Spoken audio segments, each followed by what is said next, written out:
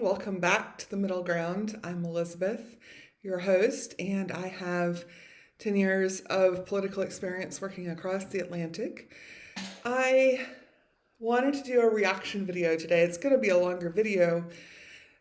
You are welcome to fast forward, and I will try to trim out some of the low points during the conference and just record my reactions.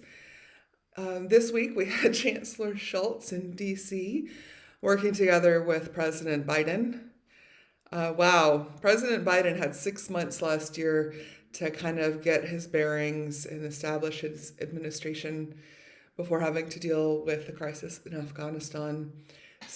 Chancellor Scholz is not getting any warm-up time, is he?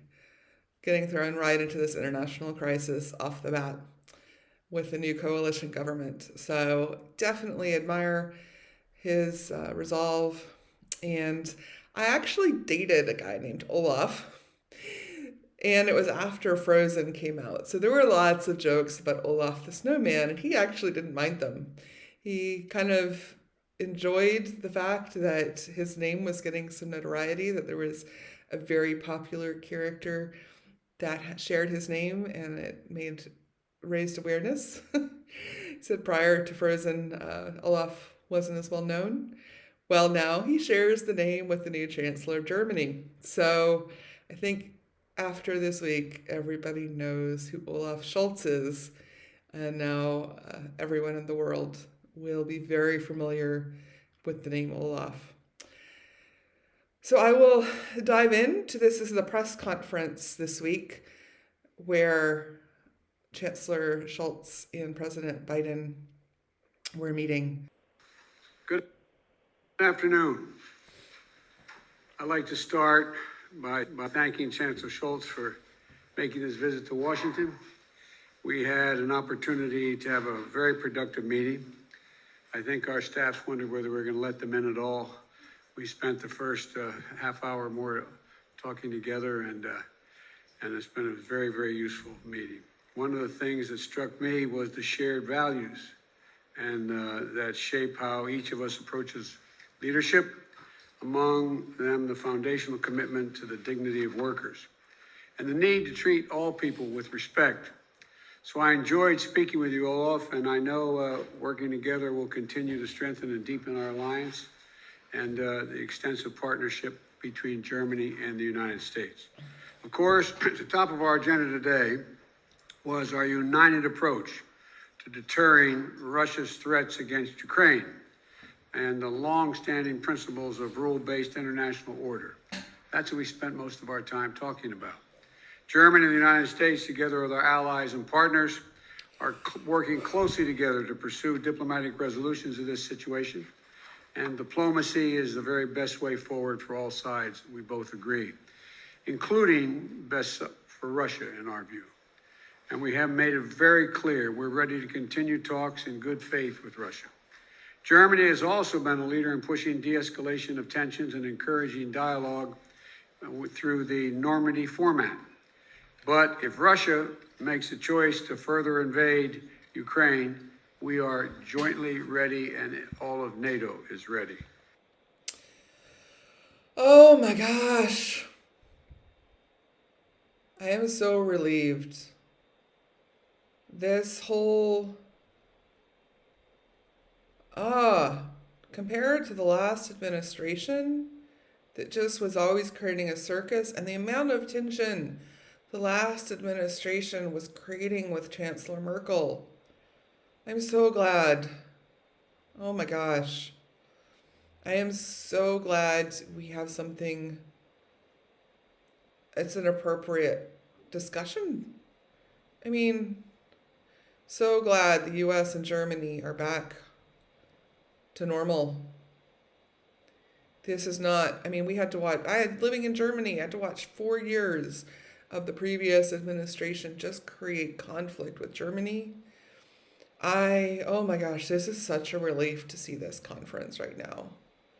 I mean, it was a relief after Biden's election when he called Chancellor Merkel and Chancellor Merkel said, yes, okay, our relationship is good. But this is totally different when you are in a crisis and you're so anxious. Everyone in Europe is so anxious right now about what's going to happen. My friends in Eastern Europe are horrified because they still remember when the Soviet Union was in charge of Eastern Europe. And they are horrified about being invaded and having a dictatorship and censorship living in that situation again.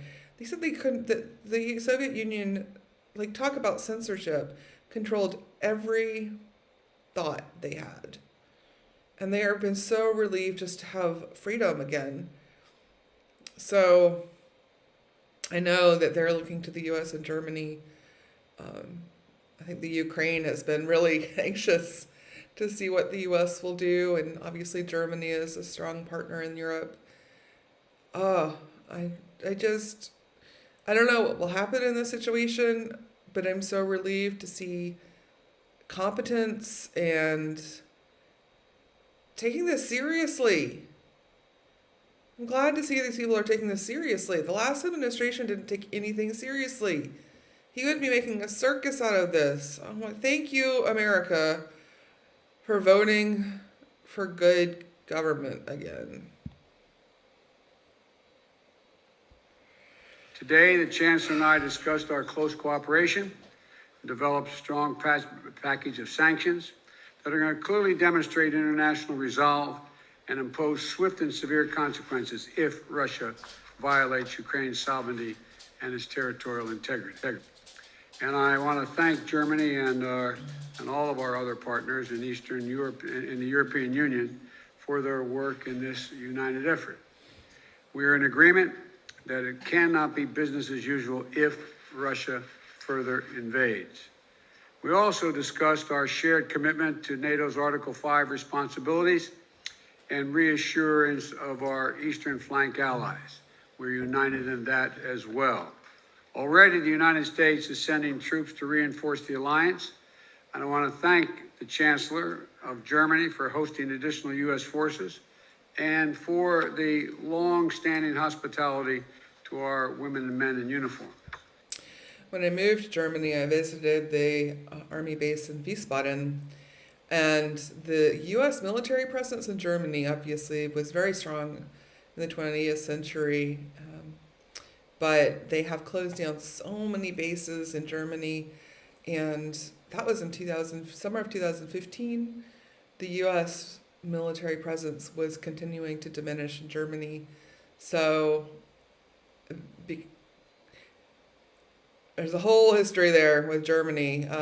Germany being demilitarized after World War II.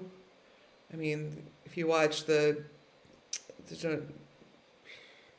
movie of the film about the Munich games where there was a hostage situation and Germany was so demilitarized, even the police were there was no practice of using force. So this is really a turning point, I think, in Germany's position post-World War II. This is interesting to see potentially the U.S. returning troops to Germany, since there has been just ongoing removal of U.S. presence in Germany over the past several decades. So this is, I think we're at a turning point just in Germany's history, in your situation in Europe, this relationship.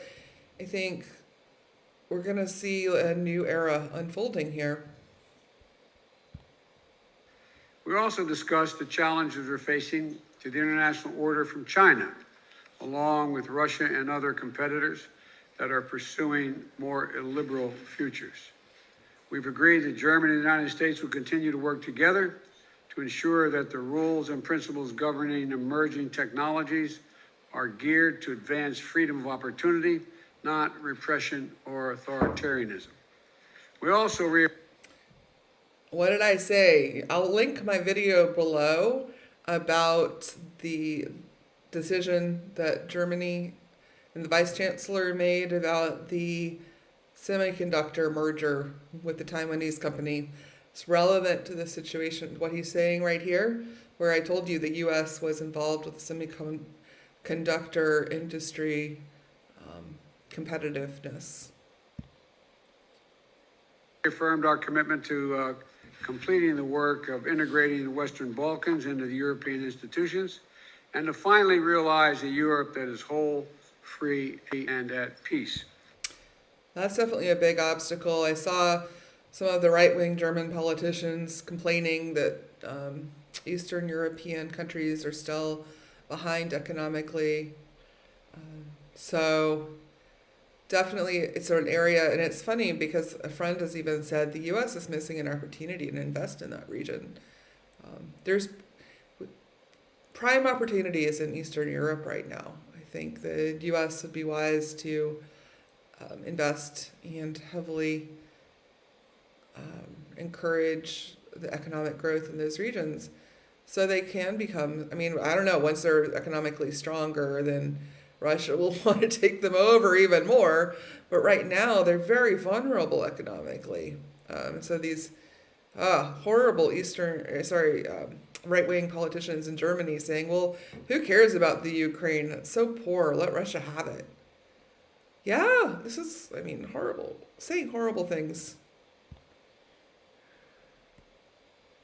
With Germany holding the presidency of the G7, we also talked about how that forum can harness the world's leading democracies to advance a robust agenda on global challenges, from ending the pandemic to addressing climate change.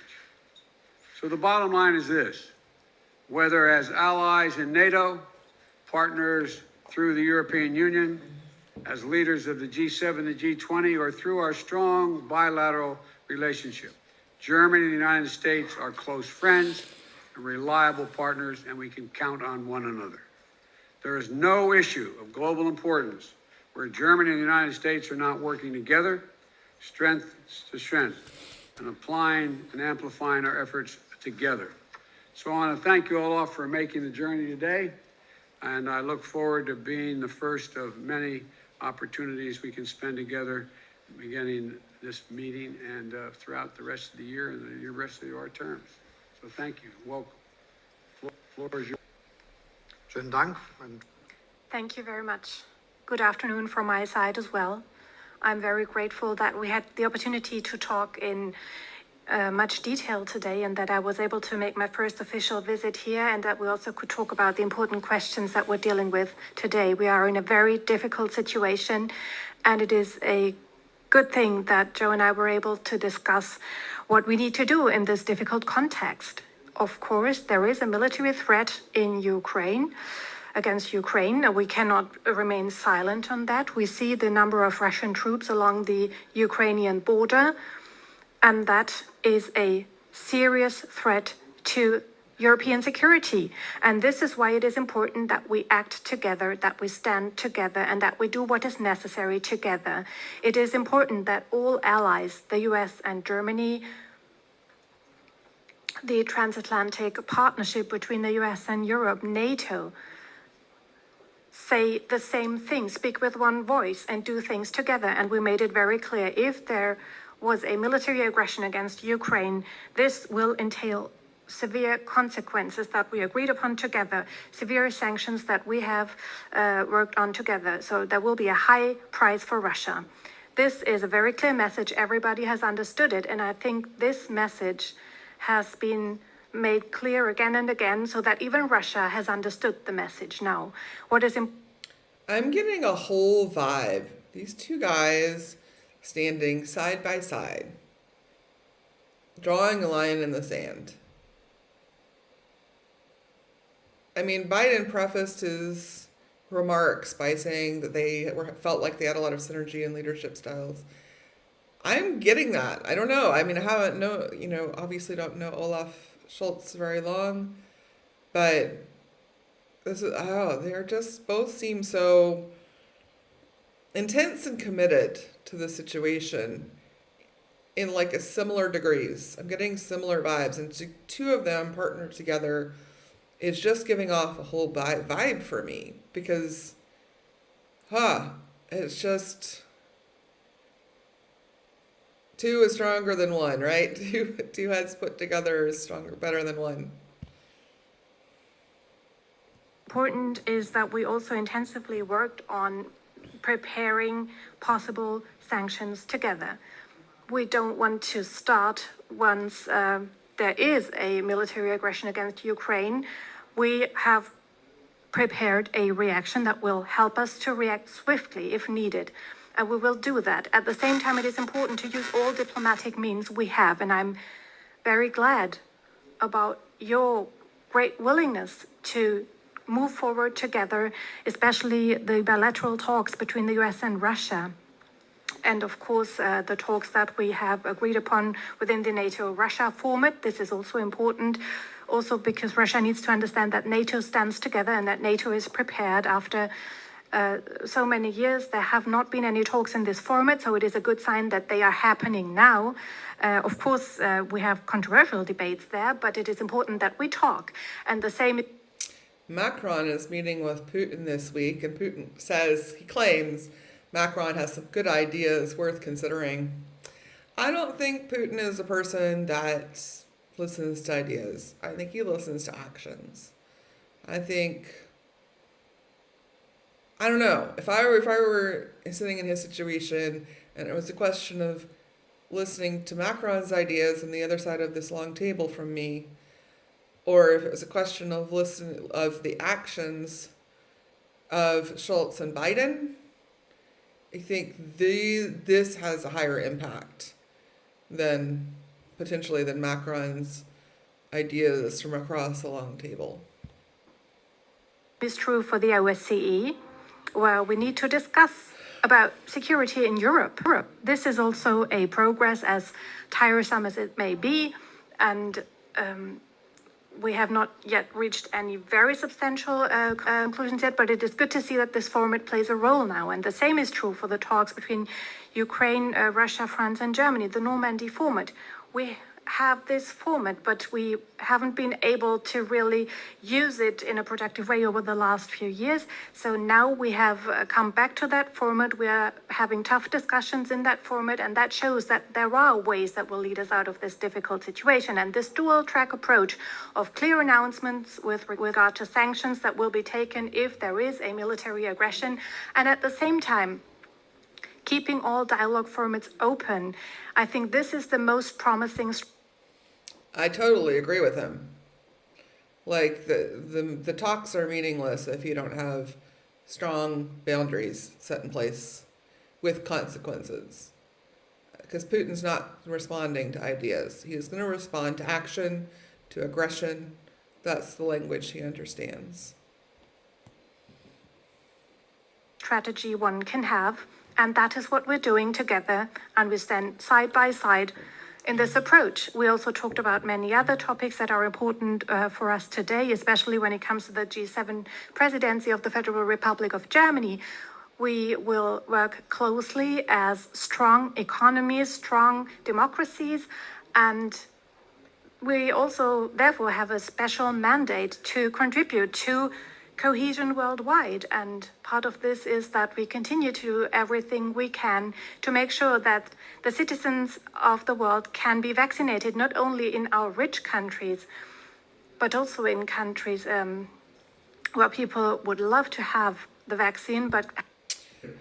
I have friends in Thailand who are so upset about the king of Thailand not giving a shit about whether they get vaccines or not.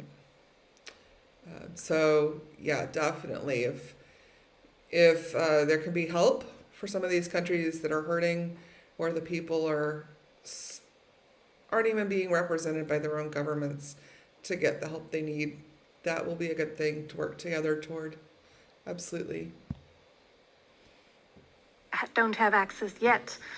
And these are initiatives that we have carried out together and that are of utmost importance worldwide.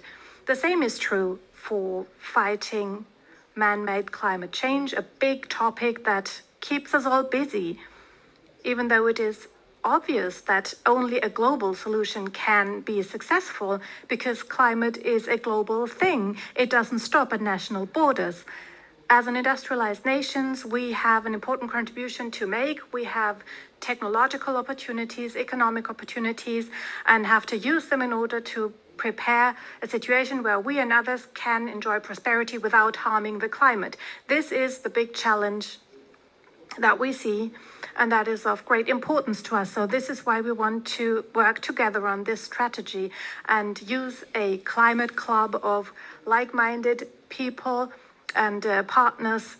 These are some of the topics we discussed, and once again, the personal discussion we had illustrates the excellent cooperation between our countries, the strong bond we have within our transatlantic partnership, and the fact that both countries can rely on each other. But I feel like at this point, what I should do is go look from a clip from the previous administration and how, like in this scenario, he was talking about how Germany owed the U.S. money because of automotive something or other, and this was not ever the response of Chancellor Merkel to any meetings she had with the former president. He must be like, must get his goat. He must be so jealous right now. Oh my gosh. we'll now take a couple questions each. Reuters, Andrea, you have the first question. Reuters, go Reuters. I mentioned in a previous video that about how to create safe space for moderate discussion, that I rely on Reuters coverage a lot because it tends to be very objective. Go Reuters. Thank you, Mr. President, and thank you, Chancellor Scholz. Mr. President, I have wanted to ask you about this Nord Stream project that you've long opposed. You didn't mention it just now by name, nor did Chancellor Scholz. Did you receive assurances from Chancellor Scholz today that Germany will in fact pull the plug on this project if Russia invades Ukraine? And did you discuss what the definition of invasion could be? I wonder why the fixation. They said that they've discussed their strategy. I don't know if they need to give away their strategy right now.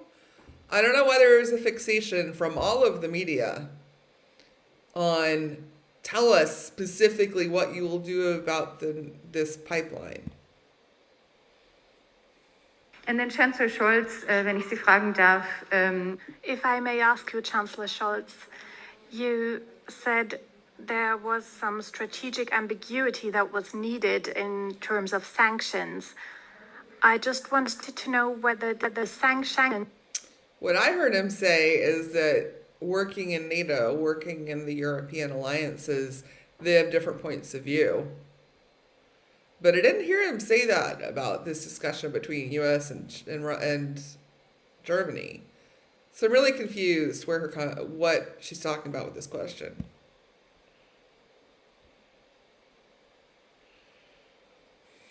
You are envisaging and the EU is working on, and the US as well, are already finished, finalized, or is there still work ongoing? And you're not really saying what the details are. Is that just an excuse for Germany maybe to not support the SWIFT measures? The first question first. If Russia invades, that means tanks or troops crossing the border of Ukraine again. Then there will be no longer a Nord Stream 2. We will bring an end to it. How will you do that exactly? Since this line of questioning feels ridiculous. They've just said they're on the same page. They've repeated that a couple of times now. And they're probably going to play things by ear, right? They're saying they're having sanctions. I feel like the media is a little fixating here. Project and control of the project is within Germany's control. We will, I promise you, we'll be able to do it. Schönen Dank für Ihre Thank you very much for your question. I want to be absolutely clear. We have intensively prepared everything to be ready with the necessary sanctions if there is a military aggression against Ukraine. And this is necessary. It is necessary that we do this in advance so that Russia can clearly understand that these are far-reaching, severe measures. It is part of this process that we do not spell out everything in public because Russia could understand that there might be even more to come. And at the same time, it is very clear we are well prepared with far-reaching measures. We will.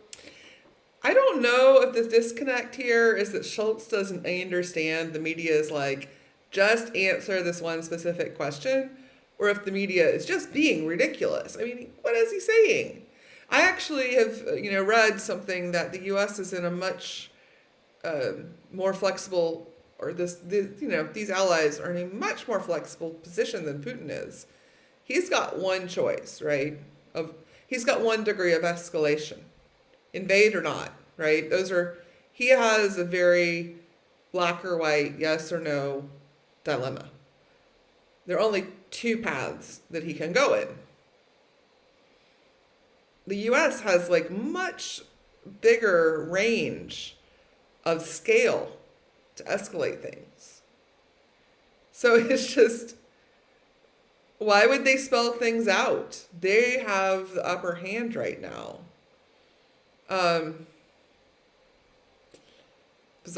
Just bizarre to me. Because I even read a critic saying Schultz was as much of a catastrophe as they expected. I don't know what they're talking about, honestly. I mean, I don't know how much clearer they can get, and I don't know why the media feels the need to pry and blow confidential strategy discussions in the Situation Room, right? Take these measures together with our allies, with our partners, with the US, and we will take all necessary steps. You can be sure that there won't be any measures in which we have a differing approach. We will act together, jointly. Say to our American friends, we will be united, we will act together, and we will take all the necessary steps, and all the necessary steps will be done by all of us together. I don't know why people don't realize how important this is. They're saying that no matter what Putin does, he's never going to drive a wedge between them, right? That he's got no workaround. That he's going to have to face them all together. You don't know why people are fixated on other stuff. Day to turning off and pulling the plug on Nord Stream 2. You didn't mention it. You haven't mentioned it. As I already said, we are acting together. We are absolutely united, and we will not taking different steps. We will do the same steps, and they will be very, very hard to Russia, and they should understand. What is the deal, Reuters? Like, why are you not getting a clue? I don't understand. I thought I had higher expectations of you guys. You guys usually do a better job than this. You recognize someone now, Chancellor? Herr Fischer.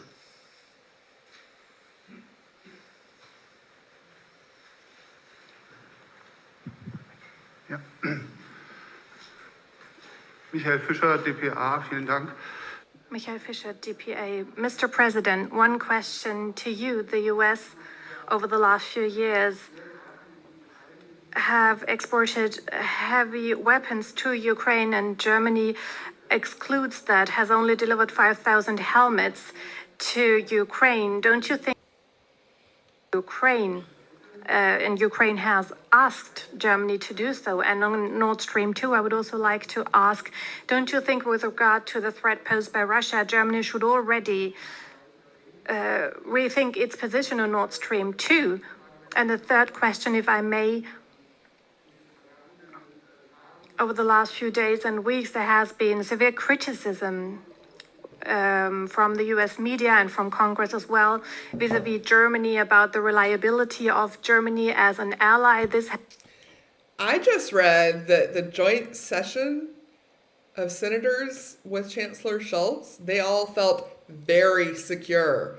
So again, where is this question coming from? Because it's like all of the reports from all of the legislatures of Congress who have met with Chancellor Scholz have no questions. Why is the media making up this question? Why is the media making up false information that Congress has any questions because they feel very secure after meeting with Chancellor Scholz? What the hell? What is up with you guys today? Has been called into question. Do you understand? Who? Who is calling Germany into question? I'll tell you who I saw calling the only person I have seen call Germany into question right now is the former president. Let me tell you where he's sitting in the peanut gallery right now. So the former president really wanted to convince Germany to shut down this pipeline from Russia. I had one of my classmates visit. We had this really horrible ambassador in Berlin. It was who, under the last administration, the former president, this ambassador in Berlin was a joke. People in Germany called him persona non grata. Like, he just had no leverage, no platform, no credibility in Germany. So my classmate, I guess, knew the ambassador. He passed through Berlin, met up with the ambassador, and then came and visited me, and we met up for the day to catch up. And he was telling me about his visit to the ambassador in Berlin, and this fixation was on this Russian pipeline. The U.S. wanted, the previous administration, the former president, wanted the U.S. to have the rights to Germany's oil, right? So it's just competition, right? They did not want Germany to buy oil from Russia. They wanted Germany to buy oil from the U.S. So they were like just trying to convince Germany to stop this pipeline to Russia. So the former president failed to convince Germany to shut down this pipeline. Here are these guys, I don't know, where in the strategy they have this pipeline discussion. But here are these guys saying, yes, absolutely, we're going to work together. We're totally united. The former president must be fuming. He must be so jealous right now because he was fixated on this Russian oil pipeline and shutting it down. And he failed. He's a total failure at this. And now he's sitting here like, well, Germany's a Russian ally because he failed. It's freaking hilarious to me that he's sitting in the peanut gallery saying, well, Germany is a Russian ally because he failed to shut down this pipeline for selfish, greedy reasons. This is total comedy gold. But the fact that the media can't see that is banana pants. And this criticism, is Germany a reliable partner from your point of view? And Mr. Chancellor, also a question to you, Nord Stream 2. You said all options are on the table. You're not mentioning Nord Stream 2 by name. Don't you think if you were to spell this out, you could win back trust as a strong ally here for the US? There's no need to win back trust. He has the complete trust of the United States. Germany. Right? Like, are you guys have cotton in your ears? What the hell are you guys not hearing? Thank you, President Biden. Like, did you see the look on Schultz's face? Like, is this guy for real right now? Like, these guys, you don't trust me? Are you serious?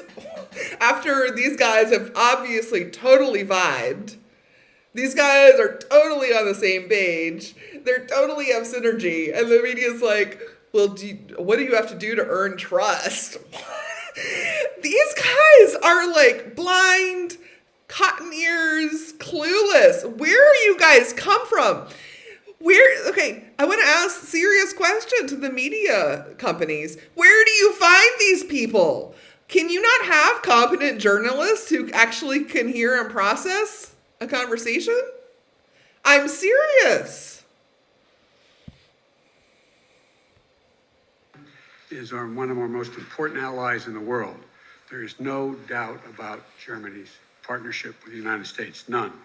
With regard to helping Ukraine, one of the largest contributors financially to Ukraine has been Germany. Germany has been in the forefront of making sure of providing economic assistance. You also asked the question, you asked so many, I can't remember them all.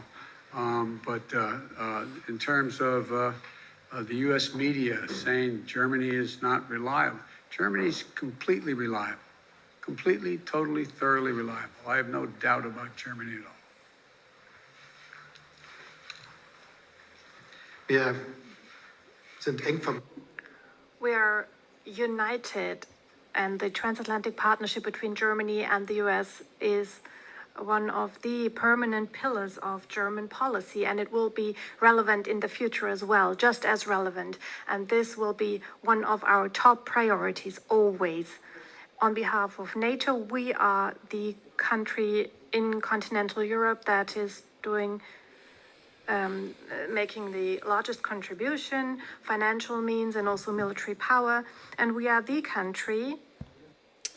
I have read they are catching up, but still valid. They still have contributed several. I feel like I heard the number 37 million as a target goal, but it was definitely the largest contributor. So he's not lying here, basically.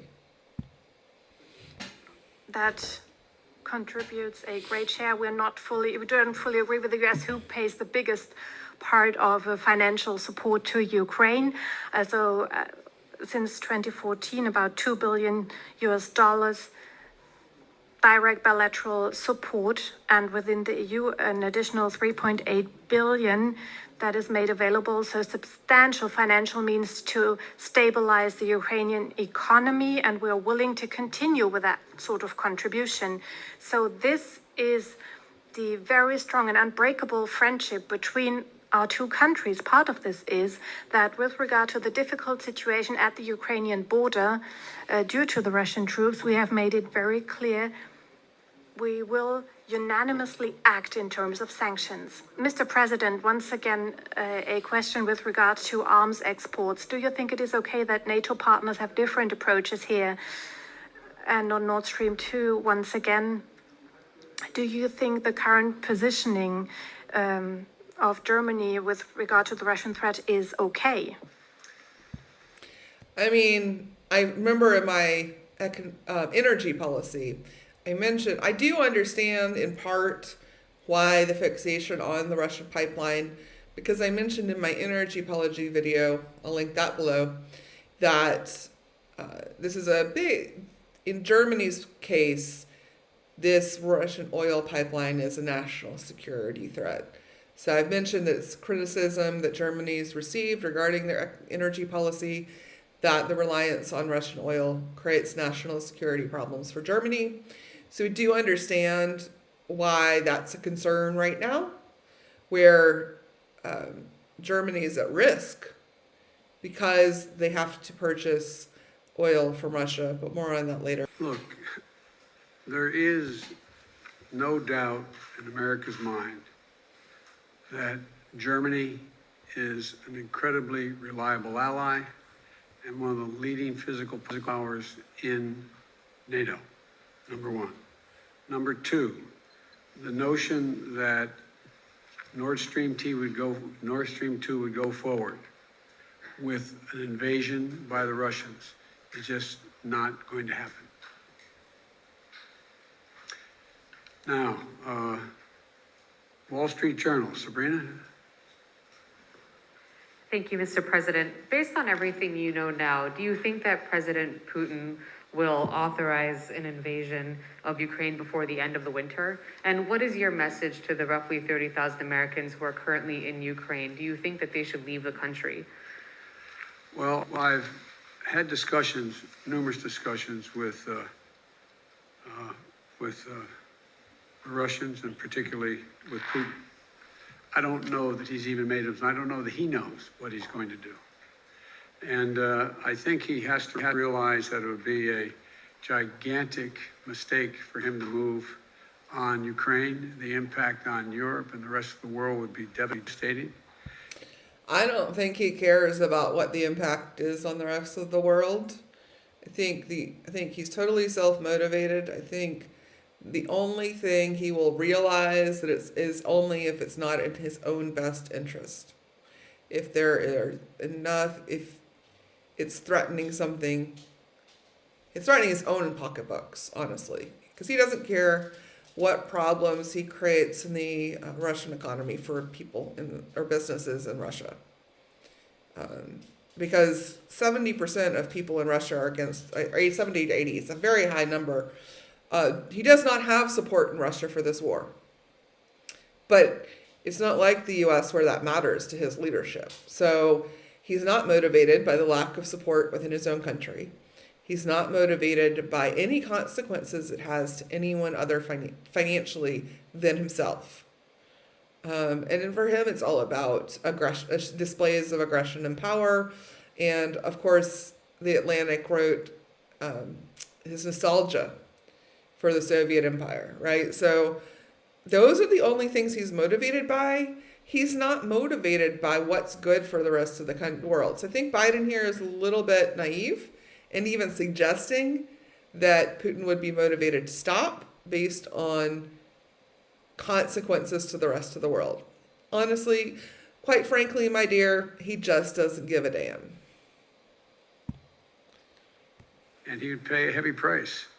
I have been very, very straightforward and blunt with President Putin, both on the phone and in person. We will impose the most severe sanctions that have ever been imposed, economic sanctions. I feel like I want to go look up a comment that Putin made about Biden. That wasn't very flattering. So does Putin listen to Biden? Putin will only listen to Biden if he sees actions of aggression. That's the only language that Putin will understand. And there will be a lot to pay for that down the road. It will affect others as well. It will affect us somewhat, it will affect Europeans, but it will have profound impact on his economy.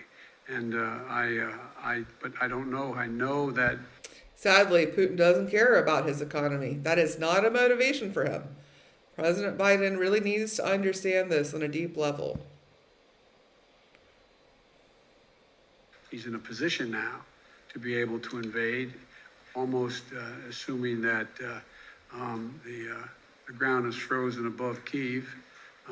He has the capacity to do that. What he's going to do, I don't know.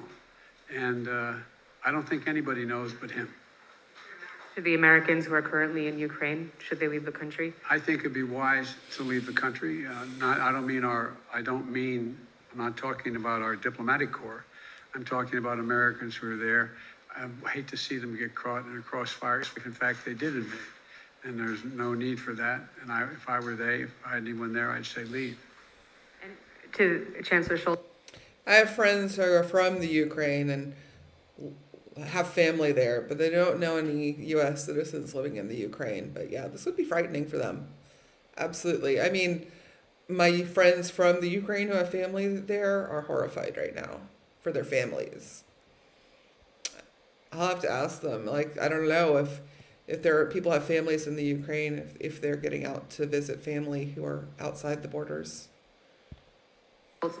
Can you outline specific steps that Germany is taking to reduce its energy dependence on Russia? And what do you say to those who suggest that German reliance on Russian gas is limiting Europe's options for how to respond to the crisis in Ukraine? Schönen Dank für die Frage. Thank you very much for. Yes, this question actually hits the nail on the head about what the concern actually is. whoever hired this journalist, good job. This is a more insightful question than the earlier ones of just tell us an answer, yes or no, will you shut down this pipeline? Raising that question because it gives me the opportunity to address a topic that's important to me. One good news, maybe, within its strategy on fighting man-made climate change, Germany has decided in a very short period of time to phase out of the use of oil and Well, because you have the Green Party in government right now. Absolutely, they're gonna be driving this priority at a rapid level pace. gas by very soon, and by 2045 Germany will have a carbon neutral economy as one of the strongest economies of the world. And with Yeah, but this situation in Ukraine is going to happen before 2025. So having national security in 2045 doesn't address the current problem with the Russian dependence. But regard to these energies, we often think about heating at home and driving a car, but we're talking about industrial production, producing steel, chemical substances, cement, and it's February now, which means we only have a couple more months of needing heat in Germany. We have, I think, gas heat in my building. So by the time that I don't know, because we still have electricity, I would buy, a space heater. If it meant I would be willing to suffer gas shortages and heating outages and just buy a space heater for the remainder of the cold time in Germany, which won't be much longer. If it means that you need to do what you need to do, Chancellor Scholz. Like that is an acceptable sacrifice for me as a resident in Germany. So I hope other residents of Germany would also agree that if we want to prevent war, because war is we're going to have so many more problems if there's a war in Ukraine. So if it means that we face some shortages in Germany and we have heating outages for a short time to resolve this, sign me up. I will absolutely sign up and agree to that sacrifice if it's what Chancellor Scholz needs to do. changing these industrial processes and reorganizing such systems is what we have planned. So this year we will continue to take far-reaching decisions that will help us to use more wind energy, offshore wind energy, onshore wind energy, and solar energy, and expand the capacities, expand the grids, and have a strategy for Germany, but also worldwide, on the use of hydrogen, which is a central element for us to change our industrial processes that are using oil and gas right now. The industry is willing to be on board. We're doing this together with them, but it will probably be the biggest industrial modernization project in Germany in 100 years, with very good prospects that we will develop new technologies that other partners in the world can use as well. And this will help us fight climate change. And by the way, the energy mix today, we are talking about 1/4 of our energy that is linked to gas, and only part of that gas comes from Russia. A big part comes from Norway or the Netherlands. And of course, it is very important to us that we develop an infrastructure that will give us the opportunity to have all options available and react if needed. So you don't have to be concerned. There are some who should be concerned, who see themselves maybe too much as a deliverer of such resources. Because we are focusing on renewable energies, we will go down that path and make sure that this is the profitable future.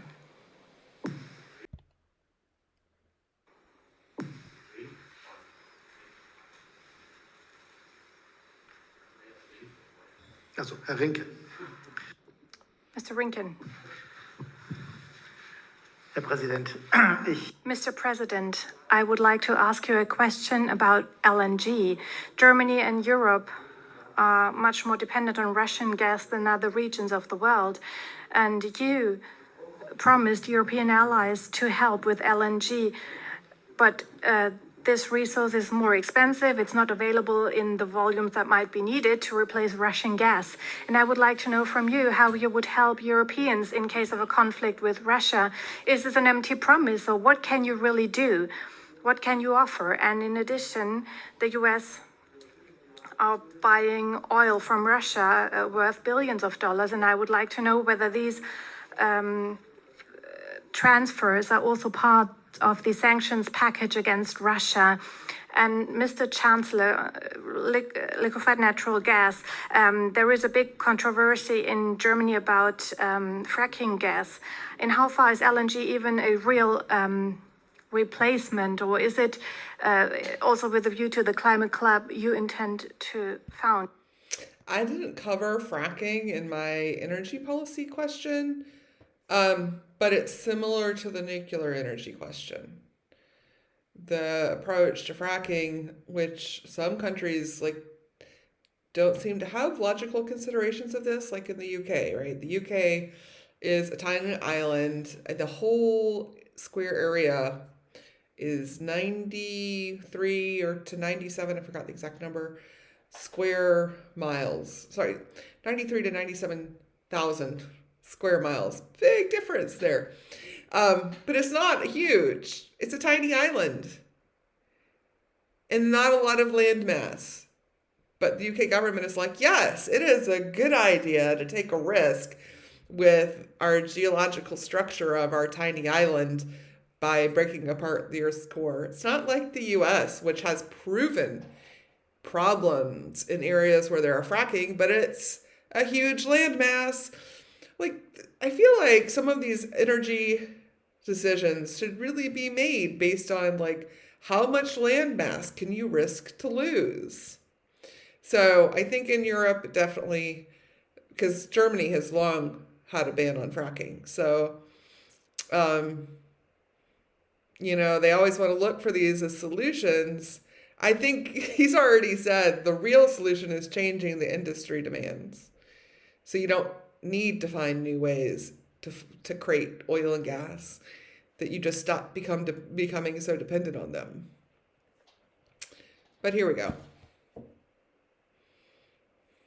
Is it really an alternative to Russian pipeline gas? Let me respond. First of all, we are looking at opportunities to make for lost gas, LNG from Russia. We're underway of trying to see what we can do to do that, dealing with our friends around the world as well. We think we could make up a significant portion of it that would be lost. But what everybody forgets here is Russia needs to be able to sell that gas and sell that oil. Russia relies, a significant part of Russia's budget. It's the only thing they really have to export.